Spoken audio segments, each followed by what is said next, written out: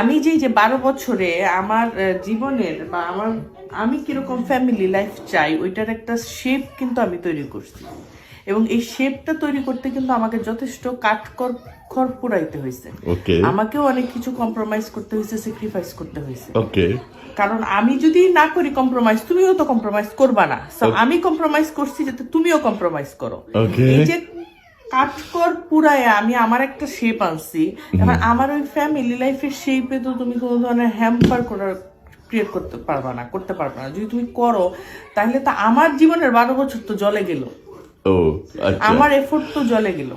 মানে এটাতে তুমি কেন, এটাতে আমি কাউকে অ্যালাউ করি না কিন্তু করতে, প্রবলেম ক্রিয়েট করতে। আমি আমার বাউন্ডারি, আমার ইয়ার ভিতরে কেউ হ্যাম্পার করলে কিন্তু এটা আমি কাউকেই অ্যালাউ করি না, এবং আমি তোমাকেও অ্যালাউ করি না, কারণ আমি জানি আমার জামাই ব্যাড বয়।